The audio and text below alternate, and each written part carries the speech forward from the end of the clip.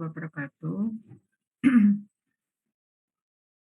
Selamat pagi Bu, Waalaikumsalam warahmatullahi wabarakatuh. Ya, jadi alhamdulillah pada kesempatan hari ini kita bisa bertemu untuk melanjutkan kuliah rancangan penelitian biologi. Nah, teman-teman, rancangan penelitian biologi ini memang sudah dijelaskan kemarin itu sangat tergantung pada permasalahannya. Dan permasalahan itu akan mudah kita rumuskan kalau kita banyak membaca. Nah, oleh karena itu pada kesempatan ini kita melanjutkan diskusi terkait rancangan penelitian ini karena ini menjadi salah satu kompetensi utama dari seorang sarjana biologi. Untuk memudahkan, marilah kita berdoa, mudah-mudahan mendapatkan kesehatan dan kesembuhan bagi yang sakit dan terus sehat bagi yang tetap sehat. Ya. Mudah-mudahan kita juga mendapatkan ilmu yang bermanfaat, rezeki halal luas dan barokah, serta amal soleh yang diterima Allah Subhanahu wa Ta'ala. Berdoa dimulai.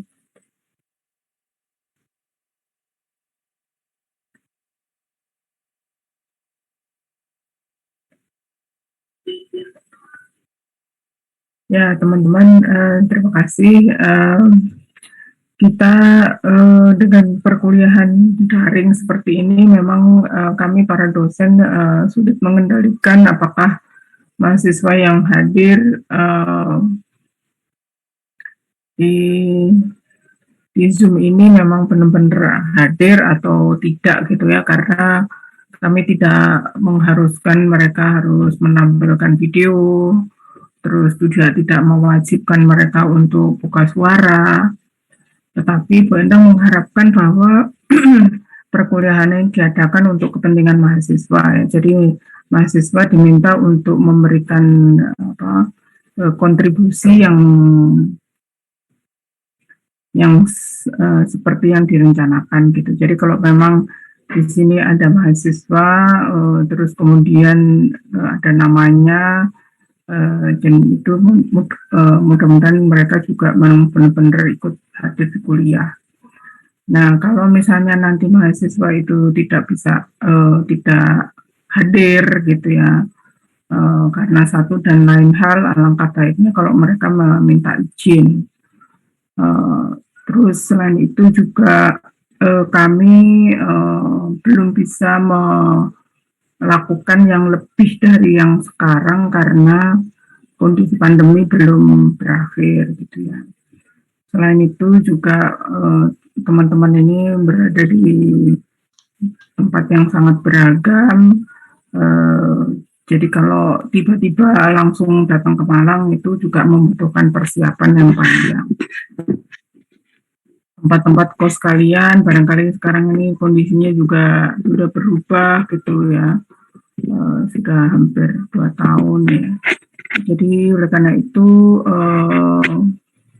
perlu ada persiapan. Oleh karena itu dalam rangka menjamin bahwa kalian akan mendapatkan kompetensi yang kita harapkan, maka bukan hanya sekedar hadir, tetapi juga betul-betul bisa mendapatkan ilmu yang seperti ditargetkan. Jadi dalam mata kuliah RPB ini mahasiswa bukan hanya mengetahui apa macam rancangan penelitian, tetapi mereka juga bisa memilih gitu. Nah, kemarin ada satu kelompok C itu yang belum bisa memilih, mungkin saking banyaknya informasi, jadi bisa salah pilih gitu. Nah, oleh karena itu yang kita pilih adalah yang mudah, yang sesuai dan bisa ditelaah dengan lengkap gitu ya. Sebetulnya yang kalian pilih bisa jadi memang merupakan rancangan yang benar, tetapi karena sudah dipakai teman, Karena kita ini kelasnya ABC, jadi kalau sudah dipilih kelas A ya sebaiknya tidak dibicarakan di kelas B. Karena apa? Nanti mahasiswa supaya masing-masing berikhtiar dengan topiknya masing-masing, karena sebetulnya topiknya banyak. Hanya mungkin kata kuncinya yang perlu dipilih gitu ya, dipilih. Dengan membantu kalian mencari ini Bu Endang juga banyak mengenal gitu ya metode-metode baru yang berkembang sehingga ekoinformatik itu menjadi semakin terbuka luas gitu ya. Selama ini hanya bioinformatik tetapi ternyata juga ada ekoinformatik, mungkin juga ada microinformatik selain yang lain gitu. Jadi semua sudah berbasis pada sistem informasi sehingga kita memang harus bisa memanfaatkan sistem informasi tadi sebagai bagian dari keterampilan kita berkomunikasi ya. Berkomunikasi itu termasuk mencari, menemukan, itu termasuk bagian. Oleh karena itu pada kesempatan hari ini kita tadi pagi teman-teman sudah ditutup mengumpulkan tugas dan tugasnya ini sangat ringan ya, sangat ringan. Tapi kalau dikerjakan dengan sebaik-baiknya itu akan ada banyak pelajaran yang bisa kita peroleh. Bu Endang sudah membuka beberapa. Ya, jadi teman-teman itu pengantarnya dari Bu Endang. Pengamatan dengan rancangan penelitian non-eksperimental research ini sangat banyak dilakukan oleh mahasiswa untuk tugas akhirnya gitu ya, sehingga apalagi di masa pandemi seperti ini di mana ketergantungan kepada laboratorium itu sangat terbatas gitu ya, sehingga kajian yang dijelaskan saat ini itu menjadi sangat menarik. Ya, jadi teman-teman itu kemudian Bu Endang akan melanjutkan share screen untuk mendiskusikan, mengulang apa yang disampaikan minggu yang lalu. Jadi ini Bu Endang ulang, jadi teman-teman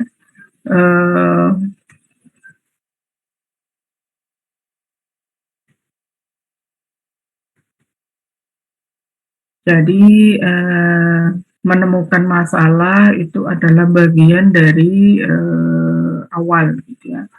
Nah, sebelum merumuskan masalah, biasanya teman-teman tuh mengumpulkan informasi. Jadi misalnya kemarin di Malang batu sumber berantas batu dan juga Malang terjadi banjir besar gitu ya. Dalam waktu 2 jam setelah hujan lebat selama 2 jam. Hanya 2 jam ya. Hanya 2 jam. Kemudian problemnya apa gitu ya. Ada banjir gitu ya, terus itu merupakan masalah gitu ya. Terus mungkin kita akan bertanya kapan sih terjadinya banjir itu? Terus di mana saja gitu ya. Banjirnya membawa korban atau tidak gitu, terus banjirnya itu dari mana ke mana, itu harus kita kumpulkan informasinya, baru kemudian kita akan tahu masalahnya apa. Nah teman-teman tentu saja kalau itu kacamata dokter, maka bagaimana penyelamatan dari nyawa gitu ya. Kalau ada yang korban terbentur, memar, terus hanyut gitu ya. Nah, itu apa yang dilakukan? Itu kacamata dari tenaga kesehatan. Kalau kacamata dari tim SAR tentu saja akan berbeda dengan kacamata orang biologi. Nah, kacamata orang biologi mungkin akan juga berbeda-beda tergantung bidangnya. Jadi kalau misalnya dari kajiannya Bu Endang, maka seperti yang dilakukan oleh seorang alumni jurusan biologi yang angkatannya Bu Ida ya, kakaknya Bu Ida, kakak kelasnya Bu Ida. Jadi itu mungkin temannya Pak Lukman. Eh, Beliau Mas Rosek dari Profauna itu dengan tim itu menyusur sungai yang sudah surut setelah banjir. Nah, setelah ditelusur ternyata sungai yang mengalami banjir tadi itu ternyata adalah sungai yang tidak pernah ada airnya ketika musim kemarau. Jadi ketika musim kemarau tidak ada airnya. Jadi merupakan kali mati. Jadi pada saat banjir, nah berarti airnya hanya dari tumpahan air hujan. Gitu. Nah setelah ditelusur di mana mulainya, ternyata mulainya itu di atasnya Sumber Berantas, di mana di situ pernah terjadi kebakaran tahun 2019. Dan banyak sekali batang-batang pohon bergelimpangan ada di sana, menyumbat sungai yang asli. Dan selain itu juga ada alih fungsi lahan dari hutan lindung menjadi kebun sayur, gitu ya. Kebun sayur. Memang sayur penting ya, dari kacamata petani sayur penting. Menambah ekonomi, mendapat pendapatan daerah, tapi kalau misalnya menyebabkan kerusakan ternak, beberapa kandang ternak yang hanyut ya, ada sampai yang dapat 10 ekor sapi hilang gitu. Itu luar biasa ya. Satu sapi harganya belasan juta, jadi dia kehilangan dalam sekejap 10 ekor sapi. Nah, jadi itu teman-teman harga yang harus dibayar dari penggundulan hutan, clearing cut dari hutan lindung menjadi itu. Padahal hutan lindung itu namanya hutan lindung itu biasanya rapat dengan pohon yang ukurannya besar. Jadi seperti itu. Nah, jadi setelah kita kumpulkan informasi, maka kita baru akan mengetahui problem. Nah, problem tadi saya katakan itu dari kacamata masing-masing, tergantung informasi yang dikumpulkan. Nah, kemudian kalau sudah tahu permasalahannya, maka kita sesuai dengan kepakarannya akan menentukan tujuannya dan menetapkan metode dan pendekatannya sesuai dengan waktu yang tersedia dan dana, maka target itu pasti akan ada batasnya. Dan yang paling penting, teman-teman, permasalahan itu jangan, Bu Endang kemarin belum mengingatkan ya. Jadi permasalahan itu apakah permasalahan itu penting atau kurang penting atau masih belum penting gitu ya, itu harus diperhatikan. Oleh karena itu ketika teman-teman memberikan contoh gitu ya, contoh dalam kajian itu juga jangan sesuatu yang sepertinya kurang menarik gitu ya. Jadi oleh karena itu Bu Endang mengapa menggunakan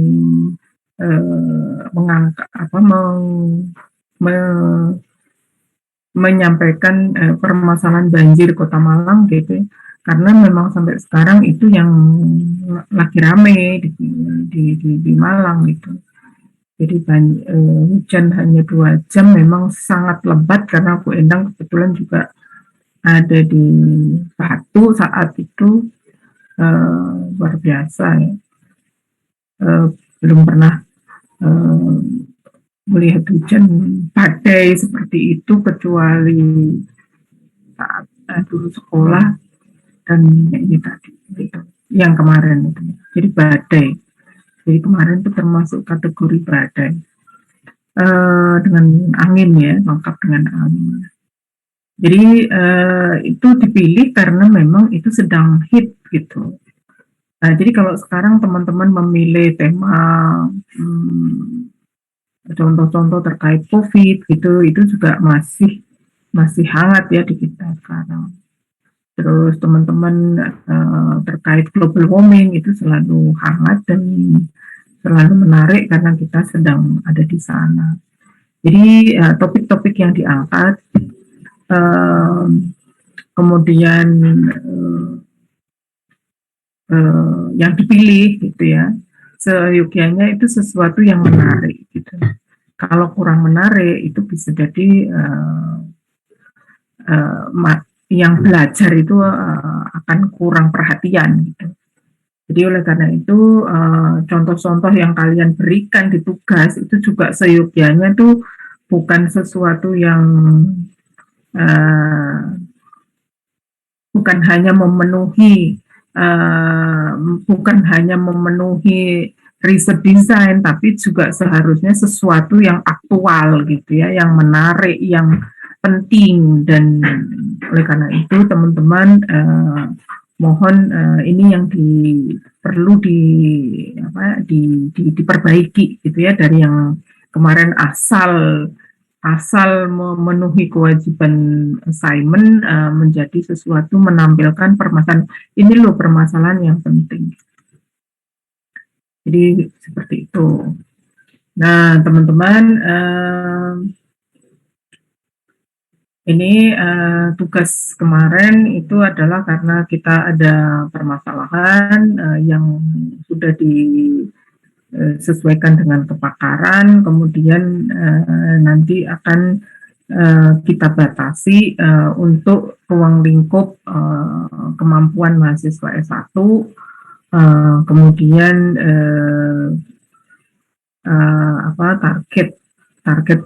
target metode dan sebagainya itu juga yang sudah dikenal oleh mahasiswa. Oleh karena itu kemarin ketika ada yang terintegrasi pemodelan dan seterusnya, itu belum kita sampaikan kepada mahasiswa, maka itu juga kita downgrade.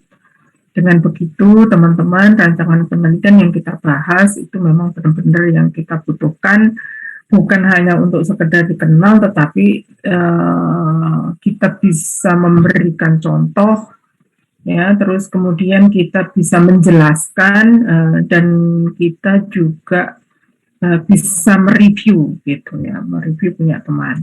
Itu indikasi bagi mereka yang sudah paham, maka bisa mereview. Nah, yang paling penting kemarin kami menghadapi permasalahan mungkin dalam hal ini nih ini ya, population data ini ya. Itu kemarin kami menghadapi permasalahan karena mahasiswa itu melakukan pengamatan, tetapi datanya itu tidak konsisten. Artinya begini, variasinya tuh dari satu ulangan dengan ulangan lain besar.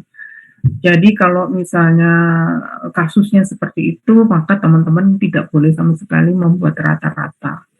Itu yang pernah saya sangat berkesan dengan hal itu, karena penelitian saya di saat S3 itu seperti itu. Jadi karena penelitian lapang, saya ambil datanya, kemudian memang terjadi antara individu satu dan individu lain. Saya punya saat itu kalau nggak salah itu ada sekitar 11 pohon yang harus saya amati di satu stasiun itu. Saya melakukan pengamatan dari subuh sampai maghrib. Jadi ketika all day gitu ya. Dan saya pengamatannya harus summer gitu ya, sehingga di sana bisa 14, bisa 16 jam di lapang. Jadi seperti itu all day.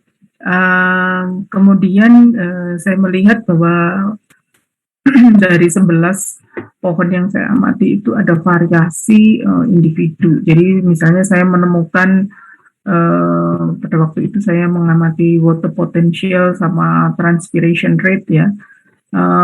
Saya mengamati itu ada perbedaan yang sangat besar. Maka seperti itu saya dilarang untuk melakukan rata-rata. Jadi kalaupun membuat rata-rata, maka dari itu harus membuat semacam box plot gitu ya. Itu semacam satu bentuk grafik box plot. Di situ menampilkan outlier. Jadi outlier itu pencilan, itu bisa kita ketemukan. Apakah dalam sampel data kita ada pencilan? Jadi kalau misalnya seperti itu, maka sebetulnya ulangan yang selama ini mahasiswa kalau membuat pengamatan, berapa ulangannya? 3 gitu ya. Kenapa kok 3? Kalau 2 kedikitan, kalau 1 tidak ada ulangannya, kalau 2 kesedikitan, kalau 4 kebanyakan. Katanya demikian. Nah, itu sebetulnya kurang tepat ya. Jadi tergantung independent variable-nya itu berapa gitu ya. Independent variable yang kita harus ketahui itu ada berapa. Nah, kalau kita tahu itu, maka ulangan itu baru kita akan bisa tentukan. Tanpa itu, maka akan menjadi sulit gitu ya. Jadi ini Bu Endang lanjutkan contoh-contoh ya, karena mahasiswa salah satu target kompetensinya mahasiswa bisa memberi contoh. Nah, ini Bu Endang sebagai contoh untuk historical research ya, ini Bu Endang mengambil contoh penting ya, misalnya diversitas tumbuhan yang dikonservasi kebun kota Praja, Kerajaan Majapahit. Mengapa di sini kebun kota Praja? Karena ini adalah kebun kota Praja, itu adalah zaman dulu namanya seperti ini. Nah, sekarang namanya kebun raya. Dan itu biasanya ada di setiap ibu kota sebuah kerajaan gitu ya. Kerajaan Majapahit ini kerajaan yang besar, mulai dari Sumatera sampai Indonesia bagian tengah. Jadi seperti itu. Jadi kerajaan besar saat itu yang sekarang sudah tidak ada lagi. Nah, objek yang diamati di sini tumbuhan di kebun. Variabel dependennya adalah diversitas tumbuhan, karena ada di sini diversitas tumbuhan. Variabel independennya apa? Variabel independennya adalah kebun kota Praja, Kerajaan Majapahit. Kalau kebun kota Praja ini jumlahnya hanya 1, berarti variabel independen yaitu dan jumlahnya hanya 1. Nah, bagaimana kita bisa mengamati sesuatu yang sudah terjadi di masa yang lampau? Ya, teman-teman, kita bisa melihat biasanya sesuatu yang menarik itu diabadikan. Jadi kita bisa melihat apa perhatian dari teman-teman, itu coba bisa lihat dari statusnya. Jadi kalau Bu Endang ini statusnya untuk mendukung Palestina merdeka gitu ya. Jadi itu kajian apa yang menjadi perhatian Bu Endang. Nah, kalau teman-teman ini misalnya terkait makanan ya mungkin nanti statusnya makanan, profilnya makanan. Kalau profilnya terkait komik ya, nanti suka komik maka profilnya juga komik. Jadi profil itu menggambarkan perhatian kita gitu ya. Jadi sesuatu yang menarik perhatian kita itu akan kita abadikan. Itu adalah ciri-ciri manusia. Oleh karena itu informasi terkait diversitas tumbuhan ini memang kita tidak bisa pergi ke zaman Majapahit, tetapi informasi tentang kondisi kerajaan Majapahit saat itu bisa kita lihat dari catatan sejarah. Nah, jadi ini adalah tinjauan pustaka ya, dilakukan tinjauan pustaka. Nah, di sini Bu Endang juga memberikan ilustrasi contoh kalau ini adalah eksperimen. Jadi misalnya keberhasilan percobaan penanaman tumbuhan langka di beberapa kebun raya atau keberhasilan memperbanyak regenerasi secara in vitro tumbuhan langka gitu. Jadi semua yang kajiannya in vitro kebanyakan itu adalah kajian-kajian eksperimen. Jadi kebanyakan. Jadi tidak semua itu adalah eksperimen, tetapi sebagian besar. Jadi kalau nanti teman-teman kajiannya pemerhati kultur in vitro, maka itu kebanyakan adalah bagian dari eksperimen. Apa contohnya kalau tidak eksperimen, teman-teman juga bisa mengusulkan gitu ya. Jadi misalnya jadi seperti ini sesuatu yang terjadi di masa yang lampau, dan ini juga kalau ini adalah historical research, ini terjadi di masa yang lampau, ini eksperimen ini belum terjadi, belum ada percobaannya, makanya kita melakukan percobaan. Baru itu namanya eksperimen.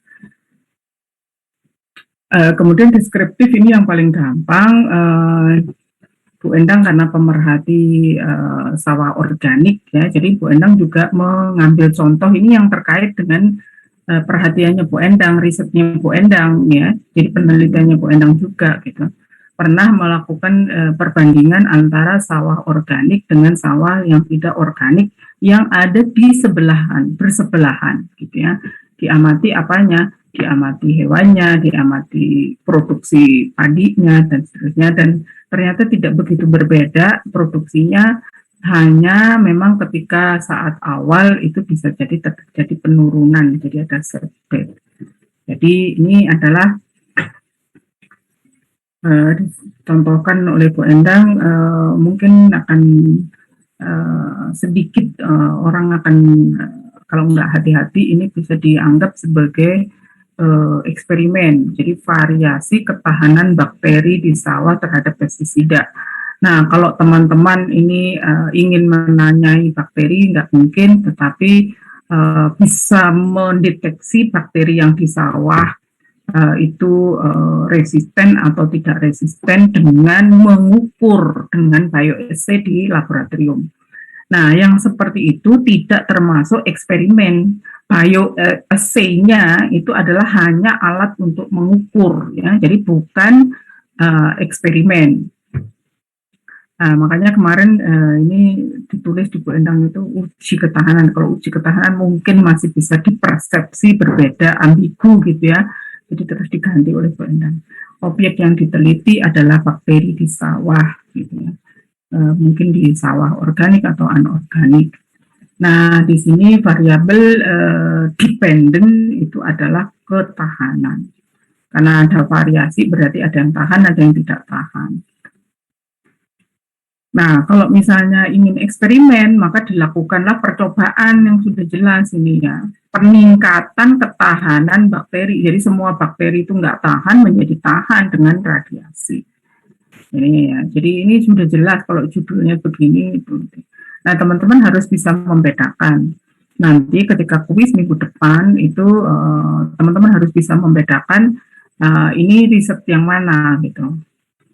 Nah, mungkin jawabannya, oh ini riset eksperimen, oh ini non eksperimen. Bisa jadi satu judul itu bisa semuanya. Jadi nanti tolong teman-teman memperhatikan ya, karena itu kalau kuis itu ada yang mudah, tapi ada juga yang menuntut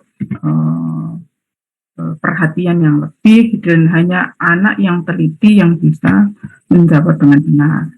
Mungkin belajar dari kuisnya Bu Endang di Kondif gitu ya, teman-teman. Bu Endang selalu memasang jebak gitu ya, jadi soal itu karena ini MC, Bu Endang selalu menuntut mahasiswa penuh perhatian untuk menyelesaikan soal tersebut, sehingga soalnya mungkin hanya 15, tapi teman-teman membutuhkan waktu kira-kira 1 jam untuk menyelesaikan itu.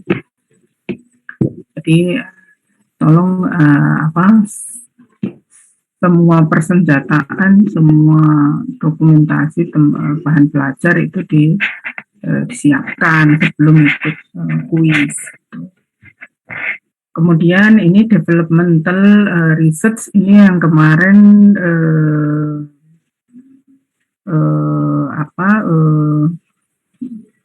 yang menghadapi agak kesulitan gitu ya, sudah diprediksi oleh Bu Endang di tahun-tahun sebelumnya itu developmental ini seringkali terkecoh dengan yang eksperimen gitu ya. Jadi contoh yang kemarin dijumpa oleh Bu Endang itu adalah bagaimana mengamati perkembangan ya dalam rancangan penelitian non eksperimen dengan menggunakan telemetri gitu ya, telemetri. Jadi metamorfosis larva katak diamati dengan telemetri. Jadi prosesnya in situ. Jadi kata kunci yang teman-teman pakai bisa in situ. Dan biasanya karena non experimental research design yang perkembangan ini adalah sesuatu yang mendasar gitu ya, mendasar. Biasanya itu dilakukan pada makhluk-makhluk yang spesifik gitu ya. Jadi misalnya ini ditulis oleh Bu Endang ini katak langka gitu ya di Taman Nasional Cibodas gitu. Nah, kalau misalnya katak langka di sawah begitu ya mungkin akan jadi pertanyaan, karena nggak matching gitu ya. Bu Endang tidak menulis ini katak langka di sawah begitu, tidak mungkin, tidak dibuat begitu gitu. Mengapa katak langka biasanya di tempat-tempat yang remote, yang terkonservasi. Jadi oleh karena itu jangan sampai teman-teman itu memberi contoh gitu ya, misalnya di sini sepakat metamorfosis larva katak langka in situ di selokan gitu misalnya. Itu mungkin juga kurang. Ya mungkin itu secara ilmiah boleh gitu ya, sudah secara penelitian rancangan ya boleh, tetapi ya contoh yang kurang bermutu gitu karena tidak sesuai kenyataan yang di alam gitu ya. Jadi ya tolong teman-teman misalnya metamorfosis larva lalat gitu ya, lalat rumah gitu ya. Mungkin juga nggak penting gitu karena apa ya sudah jelas lah kalau itu sudah banyak publikasinya, itu mungkin kalau zaman 1 abad yang silam gitu mungkin hal tersebut boleh dicontohkan, tapi kalau sekarang ya jangan, kecuali kalau misalnya ini larva diptera baru, spesies baru gitu ya, mungkin itu nggak apa-apa gitu. Jadi ini adalah jadi objek yang diamati adalah katak langka. Jadi katak langka maka ini bisa diangkat kajiannya. Kalau teman-teman publikasi metamorfosis larva katak langka maka bisa diterima.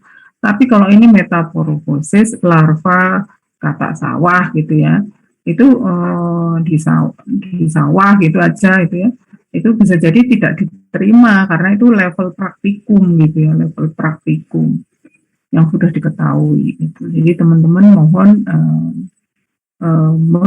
Bu Endang mengingatkan sekali lagi bahwa contoh-contoh kasus yang teman-teman sampaikan seyogianya contoh-contoh yang penting, yang menarik, yang membuat orang semangat untuk menelusur, menjadi inspiring dan seterusnya gitu, menyelesaikan permasalahan sekarang ada gitu. Apa banyak katak langka? Ya banyak sekali ya teman-teman.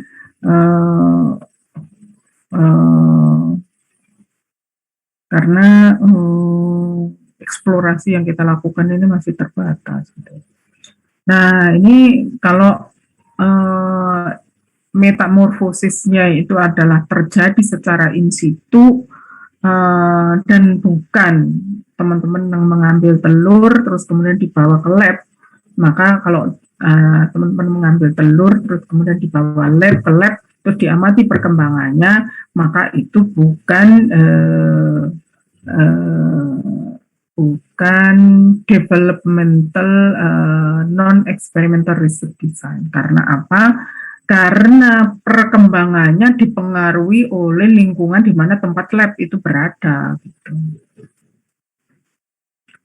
Apalagi kalau ini eksperimennya adalah hambatan metamorfosis akibat variasi pemberian konsentrasi pestisida gitu misalnya gitu.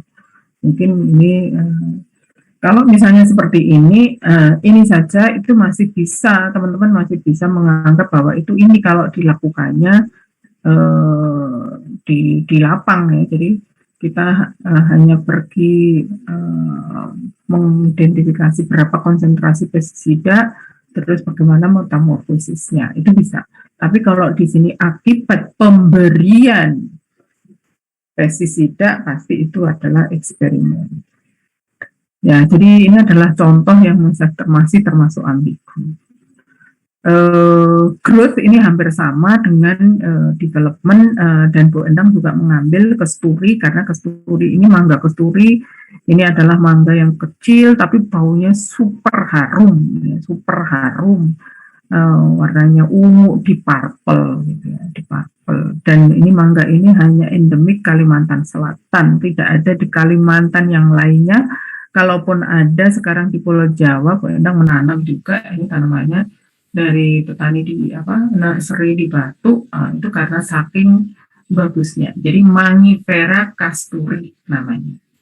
Jadi harum ya, kasturi itu adalah nama parfum, dan ini juga menjadi nama dari sebuah mangga diabadikan di situ. Jadi bukan Mangifera indica ya, jadi itu mangga golek, mangga gadung, mangga mana lagi, itu adalah Mangifera indica. Kalau ini Mangifera casturi. Jadi itu diangkat Bu Endang di sini sekaligus untuk menjadi contoh daripada biodiversity. Gitu. Jadi misalnya kalau misalnya ini variasi pertumbuhan tinggi stek mangga kasturi yang ditanam petani. Petani melakukan eksperimen dengan menanam ini, tapi kalau kita sebagai petani datang ke Banjar, kemudian datang ke petani 1, petani 2, petani 3, maka kita akan katakan bahwa riset kita adalah growth, tetapi jadi bagi petani adalah eksperimen, tapi bagi para peneliti itu tinggal pengamatan. Jadi itu variasi yang dikendalikan oleh petani itu menjadi melekat di stek yang ditanam petani. Gitu. Nah, kalau yang ini akselerasi pertumbuhan tinggi stek mangga kasturi dengan pupuk cair 3-in-1. Gitu. Jadi pupuk cairnya tuh satu bahan gitu yang tapi merupakan biofertilizer, kemudian biopesticide, dan juga mungkin bio conditioner gitu ya. Jadi ternyata tanah itu juga ada soil bio conditioner. Pokoknya sekarang kalau ada bionya itu harganya lebih tinggi ya teman-teman. Jadi seperti itu. Jadi ini adalah 4 contoh yang bisa disampaikan oleh Bu Endang, termasuk ini case and field study. Jadi kasus spesifik ya. Jadi kayak banjir kemarin tuh pada Malang saja, Blitar enggak gitu. Sampai di Blitar alirannya sudah tidak begitu membawa masalah karena akar masalah curah hujan tinggi itu ada di Batu dan Malang gitu. Di rumahnya Bu Endang ini dari ke Batu ini nggak sampai 20 menit ya, itu hujannya biasa saja. Sementara yang di Batu itu seperti badai, benar-benar badai. Nah, jadi itu informasi dari ponakannya Bu Endang di rumah. Ya, jadi ini khusus gitu ya, adanya hanya di kebun binatang Surabaya. Jadi tidak menyangkut di tempat yang lain. Walaupun pernah pandemi ini H5N1, bukan COVID ya, ini virus flu, tapi yang bukan COVID. Virus flu ini juga menyerang pada burung. Jadi ini diamati pada kebun binatang. Jadi yang diamati adalah virus, kemudian variabel yang diamati adalah penyebarannya. Penyebarannya pada burung apa saja. Gitu ya. Apakah pada burung merak, burung jalak, burung yang lain. Gitu. Apakah itu? Ya ini pernah terjadi di kebun binatang, terus kemudian koleksi hewan-hewan itu terpaksa dibunuh karena terkena virus. belum ada solusi kecuali membunuh. Gitu. Nah, ini ada yang dilakukan oleh teman-teman petani Indonesia pada saat terjadi pandemi flu burung ya. Hambatan penyebaran virus di peternakan ayam potong dengan perbaikan sanitasi. Juga, kalau Pak Sasmito dan kawan-kawan memberi jamu ya, memberi jamu, dan ternyata itu terbukti. Terus selain itu juga ini banyak virus H5N1 ini banyak terjadi pada ayam potong ya. Tapi kalau ayam kampung itu enggak begitu karena sepertinya resistensinya lebih. Jadi sepertinya imunisasi dari ayam potong itu lebih rentan dibandingkan ayam kampung. Jadi ini adalah 5 contoh. Bu Endang mempersilahkan jika ada mahasiswa yang ingin bertanya terkait mungkin masih bingung antara yang eksperimen dengan yang bukan eksperimen. Ada pertanyaan?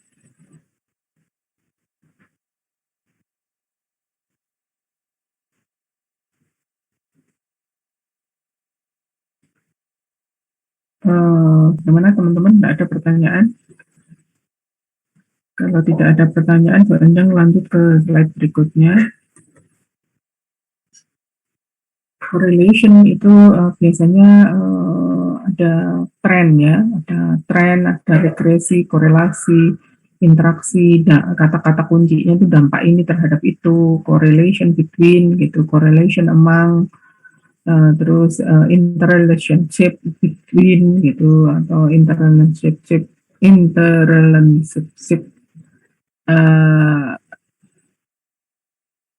among gitu ya. Itu kata-kata kunci yang biasanya. Terus impact of apa terhadap apa gitu. Terus mungkin juga influence of gitu. Misalnya itu terus apalagi ya, kata-kata kunci itu adalah menunjukkan ini tren gitu ya. Tren itu juga itu menunjukkan correlation. Jadi yang dicontohkan Bu Endang ini adalah kalau tumbuhan itu ya bukan tumbuhan yang remeh gitu ya, tapi tumbuhan-tumbuhan yang perlu menarik perhatian kita. Misalnya dalam hal ini adalah parasit yang namanya Rafflesia gitu ya. Ini kalau kita pergi ke Taman Nasional Baluran, teman-teman bisa mengamati Rafflesia gitu ya. Tapi hanya ketika berbunga, kalau nggak berbunga ya nggak bisa, karena dia ada di underground. Jadi kalau ke sana harus ketika berbunga. Baru melihat wujudnya, kalau tidak ya hanya berupa catatan, pelang gitu, di situ ada Rafflesia. Ini asosiasi antara tumbuhan Rafflesia dengan inang alami gitu. Ini dia memilih tanaman inangnya adalah tanaman juga sama dengan cendana ya. Cendana Santalum album itu juga ketika masih muda dia itu hidup parasit dengan inang yang lain, tumbuhan yang lain. Jadi objek yang dikaji ini adalah Rafflesia dengan inang. Itu dua-duanya diamati. Nah, variabel yang dependennya itu adalah asosiasinya. Jadi bagaimana kita tahu asosiasinya positif atau asosiasinya negatif? Asosiasinya kuat atau lemah gitu. Setiap menemukan Rafflesia, menemukan inang itu, ataukah Rafflesia ini punya preferensi inang gitu ya. Misalnya sama dengan kalian gitu kan, apakah memilih kalau misalnya pas di Malang punya anak kos gitu terus tidak ada dapur, fasilitas dapur, apakah kita menjumpai seorang mahasiswa tertentu itu pagi, siang, sore di warung yang sama gitu. Ya kalau warungnya itu aneka makanan gitu ya, mungkin teman-teman tidak perlu pergi kemana-mana, bisa istiqomah berkunjung di warung itu pagi, siang, sore gitu. Tapi kalau warungnya itu misalnya warung apa ya, yang khusus gitu, misalnya warung kopi, bakso gitu ya, berarti jualannya paling ya mie, bakso, pangsit gitu ya. Mungkin ya teman-teman nggak mungkin akan ke situ pagi, siang, sore, ke situ terus gitu, nggak mungkin. Kalaupun mungkin itu tanda-tanda kalau kalian kurang kreatif, atau mungkin juga dietnya kurang seimbang gitu. Kalau pagi, siang, sore makan pangsit atau makan bakso seminggu gitu, mungkin dijamin nggak doyan gitu ya. Jadi seperti itu. Nah ini kalau penangkaran udah otomatis ya, ini penangkaran gitu, itu indikasi kalau ini adalah eksperimen. Dan saja penangkaran Rafflesia itu bisa dilakukan di kebun raya. Kalau kalian juga ingin ya mungkin ya nggak semua orang berminat gitu ya, karena tanamannya besar dan kemudian ketika berbunga itu baunya bau bangkai. Jadi yang datang ke sana adalah lalat-lalat, keluarga lalat. Ya, di Tera. Ya, jadi seperti itu. Kemudian ini adalah mirip seperti korelasi ya. Jadi kalau korelasi bedanya apa dengan regresi? Kalau korelasi itu tidak tahu mana yang X, mana yang Y gitu ya. Jadi dua-duanya sama besarnya. Kalau inang itu adalah dependent, ataukah inang itu independen, kita bisa mengetahui dari ini dari pengamatan ya. Kalau kita jumpa inang tapi tidak ada Rafflesianya, artinya inang ini adalah independen. Tapi nek Rafflesia ini selalu kita jumpa di dalam inang, itu artinya Rafflesia adalah Y. Jadi itu adalah merupakan inang ini adalah independent variable, dan kemudian Rafflesia adalah dependent variable. Ini berarti regresi, kalaupun kita menjumpai itu regresi. Tapi kalau korelasi biasanya itu antara satu mahasiswa dengan mahasiswa lain gitu. Apakah ada korelasi gitu. Maka di situ antara satu variabel dengan variabel yang lain itu tidak tahu siapa yang lebih independen dibandingkan dengan yang lain. Jadi misalnya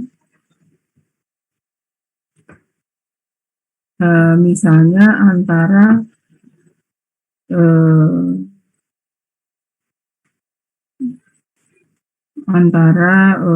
katakanlah misalnya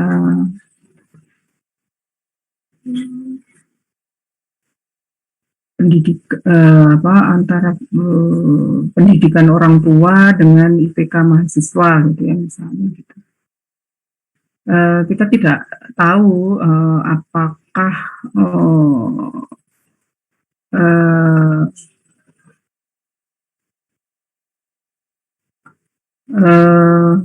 atau mungkin bukan pada mahasiswa ya, pada seseorang gitu ya, alumni gitu ya misalnya gitu ya, antara IPK dengan pekerjaan yang diperoleh gitu.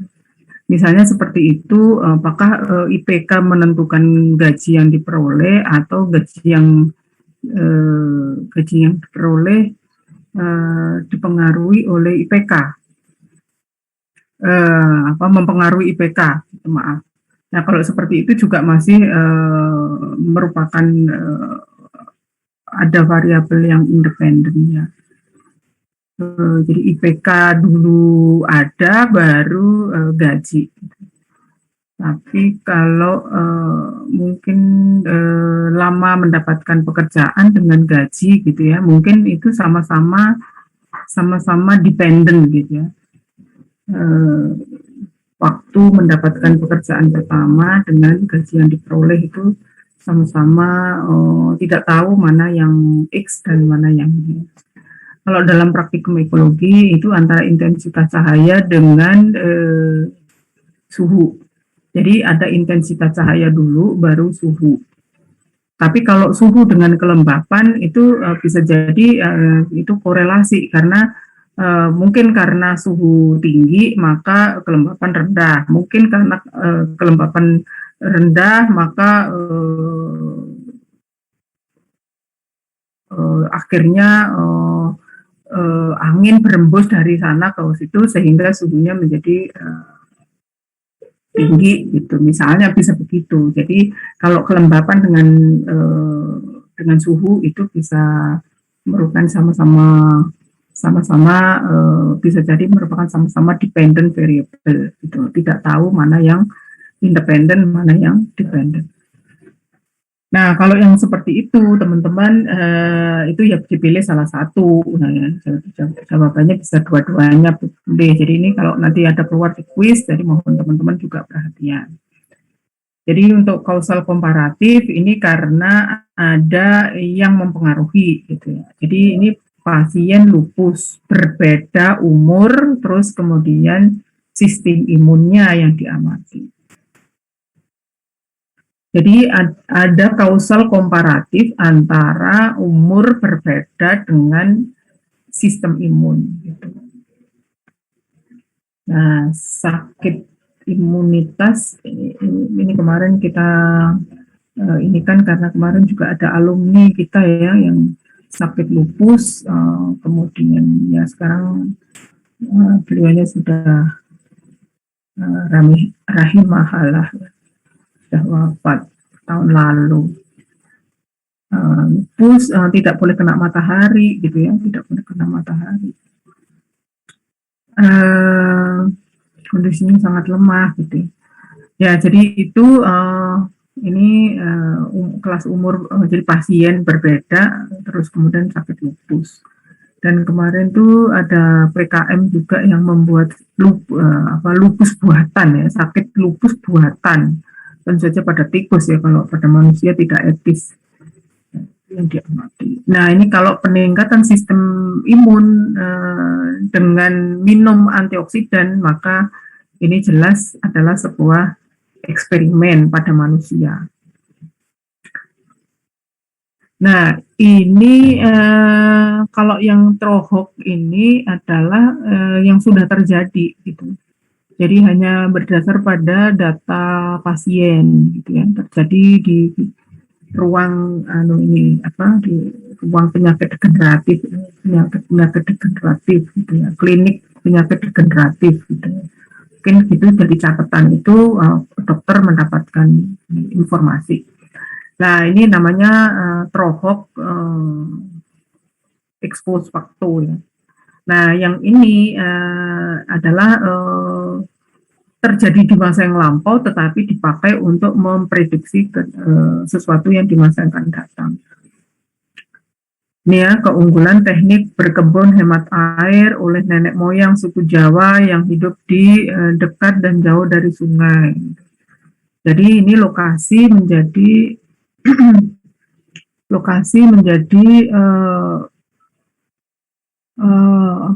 salah satu variabel gitu ya. Dan itu ada komparatif, ada hubungannya jauh dengan dekat dari sungai itu hemat air gitu. Nah, ini bisa dibayangkan kalau zaman dahulu jauh dari sungai itu mereka harus gotong air ya. Ini berkebun yang hemat air. Ini adalah termasuk sustainable gardening ya. Mungkin juga teman-teman saya kemarin juga mendapatkan ini sustainable bakery ya, bakery ini yang menjadi minatnya Bu Endang masa sekarang ya. Jadi bagaimana bakery itu menggunakan bahan-bahan yang sustainable. Jadi kalau misalnya teman-teman itu menggunakan padi gitu ya, tanaman semusim itu tidak sustainable karena apa? Karbon stoknya itu rendah, karbon stoknya itu rendah. Bahkan kalau teman-teman kemarin melihat indeks biomasa gitu, itu nilainya 0. Gitu ya. Indeks biodiversitas 0, indeks biomasa juga 0. Jadi ecological service-nya indeks juga 0 gitu. Itu kalau padi, itu berarti kalau kita membuat kue dari bahan padi itu adalah kurang sustainable. Ya, gitu. Kalau menggunakan padi tapi dari sawah yang organik gitu ya, maka itu menjadi lebih sustainable gitu. Tapi kurang sustainable dibandingkan kalau padinya padi ladang gitu. Padi ladang itu biasanya terus di bawah ada pohon-pohon gitu ya. Mana lebih sustainable nasi atau kopi gitu ya. Teman-teman harus tahu ya kalau kopi itu basisnya pohon gitu ya. Dan itu juga memang ada sun coffee, tapi juga ada shade coffee, kemudian ada juga coffee yang mix coffee gitu ya. Jadi oleh karena itu bagaimanapun kopi itu lebih sustainable daripada nasi.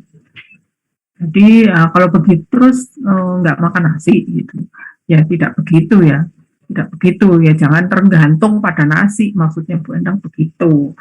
Jadi kopi itu adalah komoditi yang lebih sustainable. Gitu. Nah ini kalau keunggulan teknik berkebun hemat air dengan penambahan kombinasi ini gitu. Nah, ini jelas kalau ini adalah ini karena ada penambahan kombinasi dan ini belum ada. Nah, kalau teman-teman nggak punya kerbau, ya mungkin bisa diganti kambing atau kelinci atau apa gitu. Itu.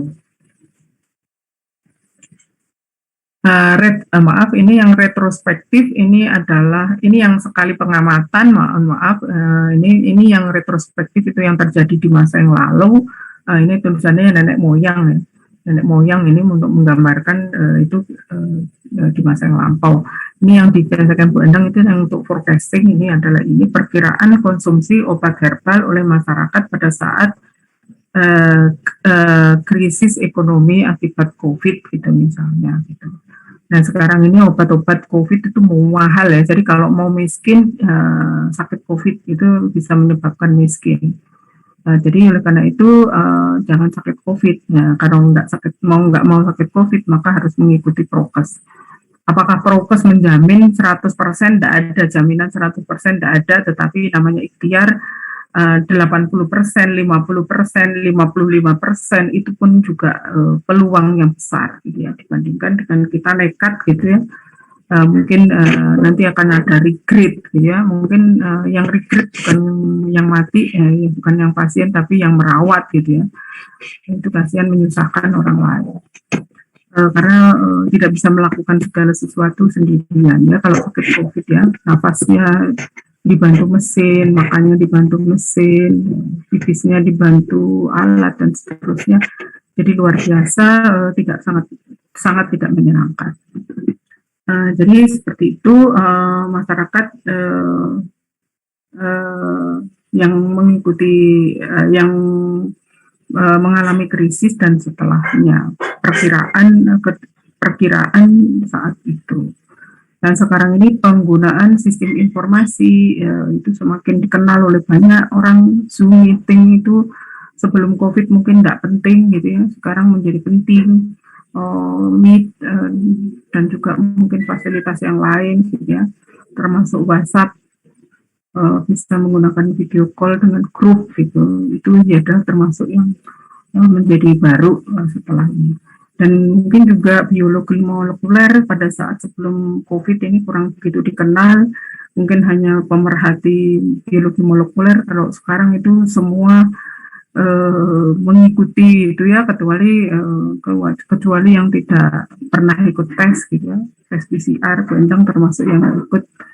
Bu Endang hanya ikut yang antigen, tapi itu pun juga bagian dari uji biologi molekuler ya. Tapi yang melibatkan DNA itu adalah yang PCR ya. Itu termasuk bagaimana biologi diperkenalkan dengan paksa gitu ya akibat pandemi. Jadi bedanya ini peningkatan konsumsi obat hemat karena promosi gitu dan pemberian subsidi. Ada nggak kemarin ada pemberian subsidi? Iya, jadi termasuk yang ini dimiliki Bu Endang ini kemarin juga ikut dipromosikan ya. Jadi Vaticon Promuno ini termasuk kemarin ini adalah produk dari produk jamu yang dipromosikan oleh Kalbe Pharma saat ada pandemi, dan ini diberikan di pasien-pasien ketika awal-awal kena pandemi di hotel atlet, ya, hotel atlet. Sampai sekarang menjadi tempat karantina bagi para tamu dari luar negeri. Ya. Tapi sayangnya ini tenaga kerja asing dari China itu malah bisa masuk langsung ke daerah-daerah ini yang memang aneh. Ya, jadi itu. Jadi pemberian subsidi pernah diberikan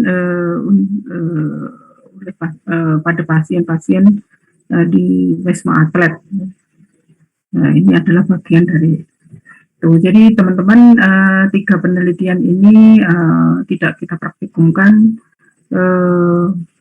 karena mencarinya lebih rumit ya, dan ini forecasting terutama prospektif ini ya, dari kata prospek berarti sesuatu yang terjadi pada masa yang akan datang. Retrospek itu adalah untuk yang terjadi kemarin. Trohok ini adalah yang on the spot sekali pengamatan. Action research ini dilakukan pada manusia ya. Bank sampah ini termasuk kasus yang sekarang makin lama makin menarik, tapi ya ini memang tergantung pada kesungguhan ya, dan hati nurani, kebersihan daripada hati nurani. Jadi kalau membuang sampah plastik itu harus mikir ya bahwa itu akan sulit terdegradasi. Bu Endang juga menggunakan beberapa kantong plastik, misal sabun, deterjen atau sisa makanan itu menjadi kantong untuk pot ya, untuk pot. Nah itu memang ada umurnya, kira-kira setelah 1 tahun gitu dia itu menjadi rapuh ya karena cahaya matahari gitu ya. Terus menjadilah mikroplastik. Nah teman-teman ngobrol dengan teman-teman dari ilmu kelautan itu, mikroplastik itu sudah ada di samudra. Ya, jadi di hewan-hewan itu menyimpan mikroplastik di dalam badannya, dan ini bisa saja karena ini adalah barang inert ya, jadi barang asing, ini menimbulkan permasalahan gitu ya, mungkin penyakit degeneratif pada hewan-hewan di samudera gitu. Jadi itu. Nah ini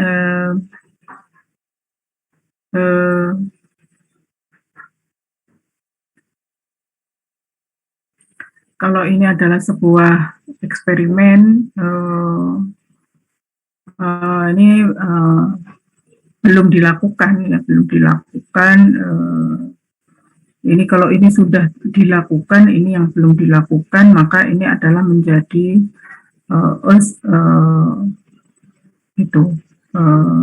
eksperimental semu, quasi eksperimen. Dilakukan pada manusia, pada masyarakat gitu ya. Jadi kebijakannya sekarang, terus kemudian dilaksanakan berikutnya gitu. Jadi bisa jadi ada yang berhasil, ada yang kurang berhasil. Nah ini misalnya kita juga kampanye tadi ya, sustainable bakery tadi. Jadi kalau bisa bakery itu dari tepung yang bukan tanaman semusim gitu ya, tapi merupakan tanaman perennial. Contohnya apa? Contohnya Bu Endang sekarang dengan Prodi mengembangkan membantu pengembangan talas beneng ya, Xanthosoma undipes. Ini salah satu talas hutan yang hidupnya bertahun-tahun. 5 tahun, 6 tahun, 7 tahun, 8 tahun, 9 tahun, 10 tahun juga bisa gitu.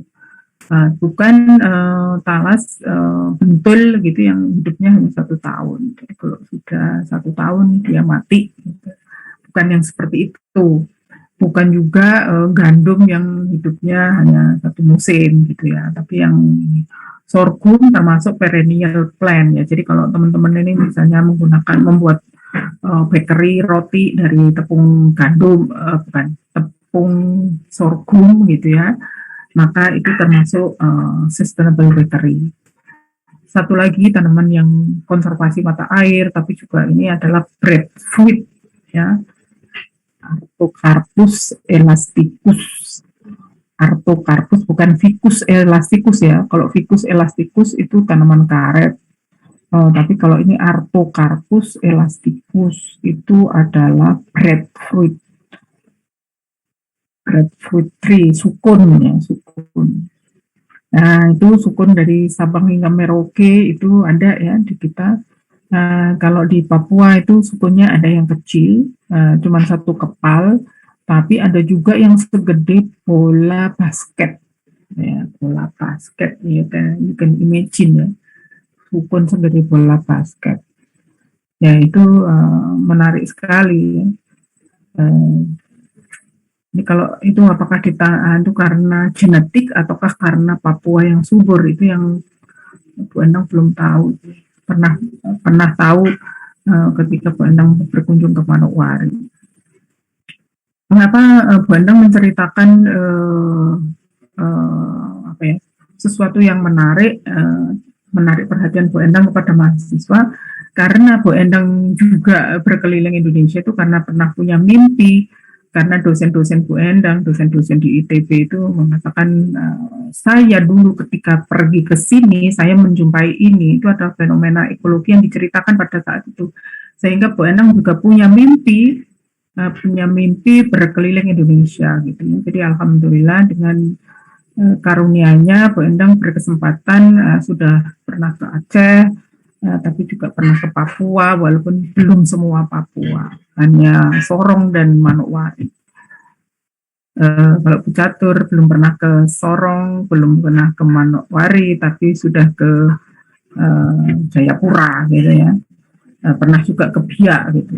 Nah itu adalah lokasi-lokasi yang sangat menarik yang belum pernah dijumpai oleh kita. Kalau dosen Bu Endang dulu menceritakan Laut Banda itu pernah ada ekspedisi Laut Banda,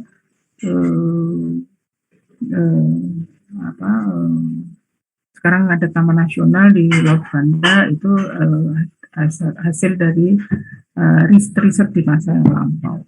Nah, jadi seperti itu diceritakan dalam rangka supaya kalian juga tahu gitu, bisa berkunjung ke sana dan one day bisa mungkin juga tidak takut gitu untuk pergi ke sana. Memang syaratnya kalau melakukan kunjungan ke Papua itu Bu Endang menggunakan tradisi, kita harus 2 minggu sebelum pergi ke sana itu minum sambiloto, ya sambiloto. Terus kemudian selama di sana minum kapsul sambiloto, pulang dari sana selama 2 minggu minum sambiloto, karena mencegah untuk kena malaria. Karena kalau kena malaria, teman-teman itu nanti bukan hanya 1 kali kenanya. Jadi Bu Endang juga ketika mandi dan sebagainya itu sangat memperhatikan ya, apakah ada nyamuk atau tidak, terus tidur di Papua itu harus pakai kelambu dan seterusnya. Pakai upacara-upacara seperti itu adalah bagian dari strategi untuk struggling gitu ya. Tapi kita juga menikmati bagaimana indahnya Papua, nanas yang sangat besar, yang transparan, kuning transparan gitu, dengan sangat lezat, itu luar biasa gitu ya. Ditanam di pegunungan dengan ketinggian lebih dari 1.200. Jadi itu adalah My Souvenir gitu ya terkait Papua. Ceritakan Bu Endang dalam rangka supaya kalian barangkali ada yang minat adventure itu bisa mengikuti jejaknya Bu Endang. Nah, orang-orang ekologi itu semuanya adalah senang adventure juga sama dengan teman-teman mikrobiologi itu ya, walaupun Bu Ati mikrobiologi pangan, Pak Yoga mikrobiologi pangan, tapi Pak Yoga penelitiannya juga yogurt, tapi yogurtnya susu kerbau yang biasanya dia ada di Padang gitu ya. Nah, tapi juga ada kerbau itu tradisi Toraja dan di sana juga mereka membuat juga gitu. Jadi ternyata teman-teman kerbau itu sebetulnya sangat lezat dan dulunya rendang Padang itu dari daging kerbau, jadi bukan daging sapi, apalagi daging ayam gitu ya. Kalau sekarang ada begitu ya itu karena baru-baru aja. Apalagi dari jamur ya, rendang jamur gitu ya, ini karena mungkin tidak bisa makan ayam gitu, jadi akhirnya vegetarian, vegan gitu, jadi dibuatlah rendang jamur. Bahkan juga bisa membuat sate vegan gitu ya, dimasak. Nah ini kalau suksesi juga begitu teman-teman, reklamasi, restorasi, rehabilitasi itu adalah termasuk itu. Nah tentu saja di dalam kalau misalnya seperti ini di dalam successional research non eksperimental ini ya misalnya gini, apakah di sini ada deskriptif, ada riset deskriptif? Ya mungkin ada. Apakah di sini ada riset terkait growth? Mungkin ada. Apakah di sini mungkin terkait perkembangan? Ya, mungkin juga ada gitu. Karena tanaman reklamasi, tanaman revegetasi, restorasi bisa jadi mengalami pembungaan dan pembuahan dan ya ada produksi biji dan seterusnya. Tapi ya teman-teman kemarin itu ada mahasiswa yang menuliskan memilih gitu ya tugasnya development research tapi mengambil yang suksesi ya tentu saja. Sebetulnya kalau yang seperti itu ya maksudnya suksesi ya karena lebih spesifik. Yang suksesi itu bisa jadi ada perkembangan, tapi yang perkembangan belum tentu suksesi gitu. Sehingga dipilih kalau yang seperti itu berarti masuk kategori yang suksesi. Jadi seperti itu. Ini yang dilakukan oleh timnya Bu Endang sebagai bagian dari timnya Prof. Eko Handayanto di pertanian, reklamasi lahan pasca tambang emas dengan beragam rumput lokal. Beragam rumput lokal. Termasuk salah satunya adalah ini apa buffalo grass, ya, palung. Nah, ini adalah contoh-contoh yang diberikan yang selama ini ada, jadi ada kira-kira 11, dan kita tidak memberikan tugas kecuali hanya 6, yang 5 itu di pending nanti kalau kalian penelitiannya magister atau doktor. Jadi itu adalah teman-teman yang ingin disampaikan oleh Bu Endang terkait topik-topik yang menjadi contoh, sehingga nanti kalau teman-teman diminta untuk memberi contoh, teman-teman juga bisa. Nah ini sengaja kenapa kok ini diceritakan setelah teman-teman membuat contoh, ya biasanya sih kalau mahasiswa tidak belajar nanti nggak punya pertanyaan ya, karena mahasiswa sudah belajar, dipersilakan jika masih ada kesulitan membuat contoh, memberikan contoh. Persilakan mahasiswa. Ada yang mau bertanya? Kalau tidak ada yang bertanya, Bu Endang ingin menyampaikan, ya ini contohnya ya, mahasiswa diminta bertanya tapi tidak ada yang bertanya. Jadi Bu Endang juga nggak tahu ini mahasiswanya mengerti apa tidak mengerti. Nah, Bu Endang baru tahu kalau nanti mengerti atau tidak mengerti setelah diberi kuis. Kalau diberi tugas bisa menyelesaikan, ya alhamdulillah gitu ya. Itu berarti menyimak. Tapi kalau tidak menyimak, ya nggak tahu Bu Endang. Nah, nanti tiap ketua kelas melapor kepada Bu Endang ya siapa temannya yang tidak masuk. Mungkin juga bisa dibantu setiap ketua kelompok memeriksa anggota kelompoknya. Kalau tidak ada yang tidak masuk, bisa menyampaikan kepada ketua kelas, sehingga ketua kelas tidak memeriksa semuanya. Jadi Bu Endang juga khawatir kalau ketua kelas yang memeriksa nanti nggak teliti. sebagaimana Bu Endang juga kalau mahasiswa 100 lebih harus diperiksa, ya pasti itu akan makan waktu. Jadi ini seperti itu. Ya ini Bu Endang ambil contoh ini dari anak kelompok A1 ya. Kenapa kok dipilih A1? Ya karena kebetulan terlihat, jadi dipilih. Jadi misalnya ini adalah termasuk yang apa ya yang dikatakan Bu Endang tadi kurang masih bisa diperbaiki, misalnya bagaimana diversitas hewan tanah di Nganjuk selama musim peralihan. Apa pentingnya musim peralihan? Terus mengapa kok Nganjuk gitu? Ya, mungkin begitu. Jadi terus hewan tanah gitu ya. Apa hubungannya hewan tanah dengan musim peralihan gitu? Jadi itu uh, yang perlu gitu. Nah ini kalau merupakan deskriptif, terus ini adalah independent variable-nya lokasi ya, lahan pekarangan. Nah, kalau misalnya ini spesifik lahan pekarangan mestinya ada di sini. Lahan pekarangan gitu ya, lokasi menjadi variabel independen. Nah, ini musim peralihan lah kok, tapi kok dibandingkan dengan kemarau atau hujan, ya ini yang kurang sesuai ya, kita mendapat pelajaran di sini ya teman-teman. Ya musim itu ya hanya peralihan. Kalau mau dibandingkan dengan kemarau maupun hujan, maka di sini sepanjang variasi musim. Begitu, karena di Nganjuk itu variasinya kemarau, hujan, dan peralihan, maka peralihannya juga begitu, peralihan kemarau ke hujan, hujan ke kemarau, itu juga dua peralihan yang berbeda gitu ya. Jadi teman-teman ini permasalahannya kurang spesifik, sehingga harusnya masukkan di sini lahan pekarangan, ya di lahan pekarangan. Kalau teman-teman menggunakan hanya musim peralihan, maka di sini hanya satu musim peralihan. Tapi kalau ingin ini kemarau ini yang betul adalah ini, maka di sini yang harus dibetulkan ya. Jadi selama variasi musim gitu ya. Variasi musim, kalau variasi musim ya peralihan kemarau hujan. Tuh. Terus di sini yang diamati adalah diversitas hewan tanah gitu ya.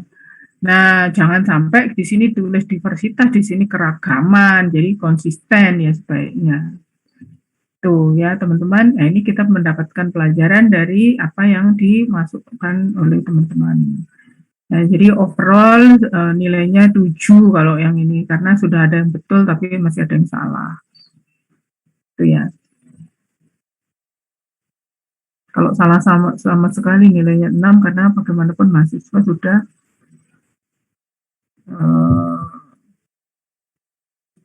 menjawab. Nih, nah ini yang Bu Endang ingin sampaikan ya. Ini bagaimana diversitas jenis Ganoderma. Berarti Ganoderma ini adalah nama genus.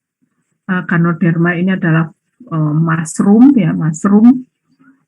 Dan menjadi sumber anti kanker ya, makanya kalau dipilih ini Bu Endang juga appreciate gitu ya. Jadi seyogianya ya seperti ini contohnya. Kemudian kenapa kok Taman Nasional Gunung Rinjani gitu? Ya karena di Taman Nasional itu biasanya vegetasinya lebih lengkap dibandingkan kalau di tempat yang lain. Kalau di rumah itu Ganodermanya itu yang menyebabkan apa ya? Kursi rapuh gitu ya, Ganodermanya. Tapi kalau di sini mungkin kita akan menemukan banyak diversitas. Jangan sampai kita melakukan penelitian diversitas jenis Ganoderma, sementara kita yakin di situ Ganodermanya hanya satu gitu. Ya, jadi ini matching kalau ini antara Ganoderma kemudian Taman Nasional gitu. Jadi jelas.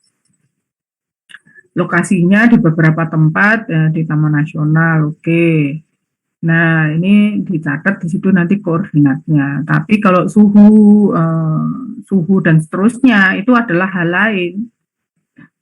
Ya, hal lain, ini variabel lain, suhu dan sebagainya itu kan ada di sini, bukan di independent variable. Ini yang dimaksud Bu Endang ya. Jadi mahasiswa kalau belajar itu ada salahnya, tapi tidak semuanya salah gitu. Jadi di situ kita mengambil pelajaran. Ya, jadi itu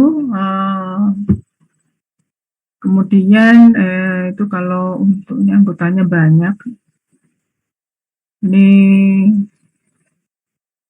deskriptif untuk correlation. Nah, kita lihat correlation, apakah reboisasi atau penghijauan dapat meningkatkan kualitas udara di perkotaan. Nah, ini coba perhatikan ya, teman-teman, ini perkotaan, kemudian ini reboisasi. Nah, apakah di perkotaan itu ada reboisasi? Kalau perkotaannya itu tidak ingin membuat hutan kota, ya berarti tidak ada reboisasi. Ya, jadi tidak matching kalau menggunakan permasalahan reboisasi dan di kota. Gitu. Nah, yang terjadi kalau di kota itu penghijauan anak-anak, jadi bukan reboisasi. Nah, reboisasi ini boleh betul di perkotaan apabila di kota itu akan membangun hutan kota dan sekarang hutannya masih ada gitu yang alami. Contohnya apa ya? Kalau nggak salah Surabaya itu Surabaya atau Waru atau Sidoarjo ya. Itu ada tempat berlatih bagi angkatan udara gitu ya. Di situ ada zona hutan gitu ya, ada hutan dataran rendah yang ada di kota Surabaya atau Sidoarjo, saya kurang tahu. Nah, itu di situ tempat berlatihnya tentara-tentara, kalau tentara itu angkatan darat, angkatan udara. Jadi prajurit angkatan udara. Nah, misalnya seperti itu direboisasi itu boleh ya. Tapi kalau di Kota Malang dilakukan reboisasi ya nggak ada lah. Yang ada adalah penghijauan. Jadi ini replantation, revegetation, gitu ya.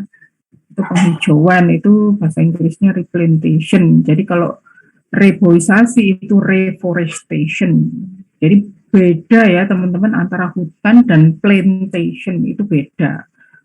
Nah, ini kasus ini mahasiswanya Bu Endang ini tidak bisa membedakan, mahasiswa S3 itu tidak bisa membedakan hutan dan plantation. Hutan mangrove dan vegetasi mangrove tidak bisa membedakan. Nah, kalau vegetasi mangrove itu tidak selalu pohon, bisa jadi seedling ya, seedling barusan ditanam. Jadi kalau plantation itu adalah harus ditanam oleh manusia. Sementara kalau forest itu pasti ditanam oleh yang maha kuasa. Jadi tumbuh growing wild. Itu ya. Jadi kalau teman-teman ada hutan jati itu keliru, itu yang benar kebun jati, bukan hutan jati. Jadi thick plantation in English. Jadi jangan dikatakan thick forest gitu. Nah, sebaliknya di Sulawesi Selatan itu memang ada asli hutan ya yang ditanami jati. Jadi jati itu ada yang endemik di Sulawesi Selatan, dan itu berarti boleh disebut thick plantation. Jadi kalau kita sebut thick plantation ya imagine you are in Celebes gitu. Tapi kalau di Pulau Jawa tidak ada thick plantation. Yang ada adalah hanya thick plantation. There is no thick forest. Gitu. Sengon forest gitu juga nggak ada ya. Ada yang sengon plantation. Jadi gitu. Ini banyaknya pohon, apakah reboisasi meningkatkan kualitas udara?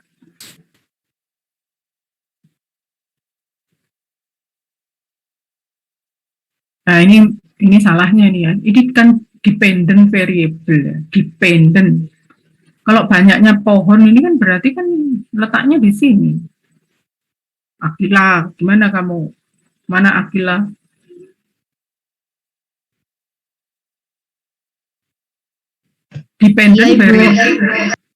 Dependent variable itu haruslah kualitas udara.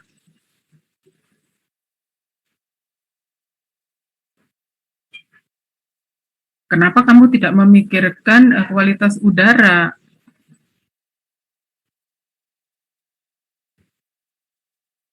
Gimana Akila? Iya Ibu, saya kemarin waktu menuliskan yang dependen itu, saya kira hanya menghitung banyaknya pohon, seperti itu. Nah, kalau Bu Endang mengatakan bahwa itu adalah independent variable. Ini ketua kelasnya siapa? Saya, Bu. Dea. Oh, maaf, bukan ketua kelas, ketua kelompok, maaf Mas. Ketua kelompok.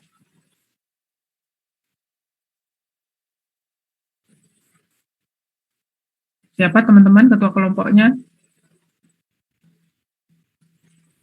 Fenty. Apakah kamu sudah mendiskusikan bahwa ini benar kok sampai masih seperti ini? Fenty? Iya Bu, izin konfirmasi dari kelompok. Tadi malam belum sempat untuk bertemu secara mungkin bisa Zoom atau Google Meet, tapi kami belum mendiskusikan soal hasil kami, Bu. Hasil kami apa? Mengenai pengerjaan hasil ini belum kami diskusikan mengenai. Okay. Oh, lah kemarin perintahnya Bu Enda kan yang penting diskusinya. Nah ini ya teman-teman ya, jadi proses ini penting. Nah teman-teman ini tugasnya kan sudah minggu lalu tuh betulnya. Nah teman-teman harus bergerak lebih cepat ya, jadi harus sempat diskusi. Bu Endang pengen tahu kelas A apakah ada yang sudah diskusi? Grup mana yang sudah diskusi? Kalau belum diskusi ada risiko salah gitu, menjadi masalah ya. Jadi teman-teman ini 5 orang, ini kalau berdiskusi risiko terjadi kesalahan itu akan lebih minimal gitu. Ya gimana kelas A ada yang sudah diskusi atau yang sebagian sudah diskusi, sebagian belum? Adakah? Tidak ada. Ya kalau tidak ada, ini waktunya sudah tinggal 3 menit. Bu Endang beranjak ke yang lain. Dipersilakan ya teman-teman kalau ingin bertanya. Bu Endang akan berkunjung ke kelas yang berikutnya. Permisi Bu Endang. Oke, silakan. Oke, Bu, saya Wanda Harisma dari kelas B, Bu. Izin bertanya boleh ya, Bu? Ya, silakan. Oke. Saya izin bertanya begini, Bu. Jadi apakah memungkinkan jika penelitian non eksperimental itu tidak sama sekali menggunakan yang berhubungan dengan lab begitu, Bu? Apakah itu memungkinkan? Nah, terima kasih atas pertanyaannya. Ini sangat menarik ya, karena pertanyaannya sangat menarik. Apakah non experimental research design itu bisa dikerjakan tanpa lab, tanpa fasilitas lab? Siapa yang ingin membantu Bu Endang menjawab? Halo, halo. Siapa saja kelas ABC, silakan. Kalau mau menjawab itu berarti PD ya, PD tidak takut salah gitu. Dan memang salah itu enggak penting, enggak. Kalau dalam pelajaran begini enggak apa-apa. Terus namanya nanti jelek tuh. Namanya salah mumpung sekarang salah, enggak apa-apa. Nanti lain kali betul gitu. Kalau enggak pernah salah, bisa jadi enggak pernah betul. Karena enggak. Ayo gimana? Permisi Ibu. Oke, silakan. Ya, saya Triandari dari kelas A, izin menjawab. Tadi dari pertanyaan Wanda itu kan apakah untuk penelitian non eksperimental bisa tidak menggunakan fasilitas lab ya Ibu? Ya, betul. Iya, menurut saya untuk penelitian non eksperimental sendiri bisa untuk tidak menggunakan fasilitas lab, karena kalau penelitian non eksperimental sendiri itu kan bisa meliputi metode seperti survei ataupun observasi langsung di lapangan yang memang tidak membutuhkan fasilitas di dalam laboratorium Ibu, seperti itu. Terima kasih. Ya, baik, terima kasih. Praktikum ekologi yang kalian alami tahun lalu, bukan tahun lalu ya, ini mahasiswa semester, iya betul tahun lalu ya. Tahun lalu kan kalian mengambil mata kuliah ekologi, nah itu tanpa bantuan lab toh. Nah itu adalah termasuk gitu, misalnya variasi spasial antara satu kota dengan kota lain, yang kalian praktikum kayak gitu-gitu. Itu adalah sebuah contoh ya. Dan itu dulu nggak pernah kami pikirkan ya, melakukan praktikum model seperti itu tuh nggak pernah kami pikirkan sebelum pandemi. Nggak pernah sama sekali terpikir akan terjadi pandemi, juga nggak terpikir gitu ya. Terus kemudian terus dampaknya sampai seperti itu juga tidak pernah terpikir. Jadi sangat mudah dilakukan tanpa ini. Misalnya pengamatan development mungkin, riset-riset itu juga mungkin. Apalagi sekarang itu ya data dari meteorologi itu sangat lengkap ya. Bukan hanya suhu dan kelembapan saat sekarang, tapi nanti yang minggu depan, besok, dan yang kemarin itu juga ada datanya, bisa diakses semua gitu, sehingga teman-teman ya tidak sulit lah. Kalau zaman dulu ya nggak kepikir akan melihat BMKG dan seterusnya. Jadi banyak sekali riset-riset yang bisa kita lakukan. Kalau kultur jaringan bagaimana? Ya bisa banget. Kultur jaringan itu kan tidak harus kultur sel toh. Misalnya kultur akar, kultur daun, kultur batang, kultur tangkai daun, itu pada begonia Bu Endang melakukan juga, dapat hadiah begonia dari tetangga gitu, terus karena tanamannya bagus, Bu Endang tahu kalau begonia itu bisa tumbuh tangkai di tangkainya itu bisa tumbuh gitu, jadi direndam sama air gitu. Sampai seger gitu tanamannya, terus begitu seger ditanam di tanah gitu, dari tanah lama-lama tanamannya fotosintesis dan seterusnya karena begonia itu punya kapasitas potensial hidrik yang bagus gitu, akhirnya dia nggak pernah layu gitu ya, jadi terus akhirnya tumbuh shoot gitu ya. Jadi itu adalah kultur jaringan itu. Ya itu bayangkan itu kalau begonianya itu begonia yang extraordinary begitu ya. Jadi teman-teman masih bisa melakukan kajian kultur jaringan walaupun tanpa fasilitas lab. Terus bagaimana hormon-hormon? Nah, hormon itu kan awalnya kan juga dari bahan alam. Ya kita bisa menggunakan beberapa hormon dari beberapa tanaman yang ada di sekitar kita. Biasanya auksin itu juga ada itu, terus ada juga kultur akar gitu juga bisa ya teman-teman ya. Salah satunya itu kalau mau menanam alang-alang untuk dijadikan herbal gitu ya, itu dari kultur akar, dari stolon gitu. Alang-alang kok ditanam Bu? Iya, kalau nanti nggak bisa, kalau pengen dapat alang-alang ya harus tanam alang-alang, kalau nggak mau ya harus punya area yang luas yang nggak yang tumbuh liar gitu ya. Tapi kalau nggak ada ya berarti harus menanam gitu. Akar alang-alang banyak dipakai untuk obat ya, sakit. Jadi seperti itu jawabannya. Jadi banyak mau riset apa, riset hewan juga bisa. Banyak peralatan faktor abiotik juga bisa diambil dari aplikasi gitu. Ya ini karena sudah jam 9:14 waktunya sudah habis. Bu Endang mengharapkan laporan dari masing-masing ketua kelas siapa yang tidak hadir supaya Bu Endang bisa melaporkan seperti itu di Siado.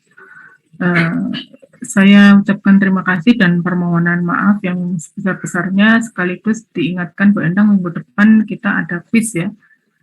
Selain praktikumnya, topik meralat juga Bu Endang meralat dengan informasi yang kemarin pada kelas A. Jadi untuk minggu depan dipersilahkan yang presentasi adalah kelompok yang deskriptif dan correlation, karena itu yang paling mudah gitu ya. Jadi itu yang akan presentasi, ada 3 grup yang akan presentasi. Nah, grup pembahasnya baru yang nanti akan ditentukan setelah selesai. Saya kira itu urutannya dan urutan presentasinya. Mohon minggu depan itu semua mahasiswa nanti akan disampaikan oleh Bu Endang. Semua mahasiswa dimohon untuk upload itu paling lambat hari Sabtu, semua grup ya, semua topik itu mengupload hari Sabtu dini hari, itu batas akhir, jadi boleh sebelumnya, dalam rangka supaya hari Minggu semuanya bisa memeriksa, mempelajari materi yang akan disampaikan gitu. Saya kira demikian, terima kasih, selamat pagi, assalamualaikum warahmatullahi wabarakatuh.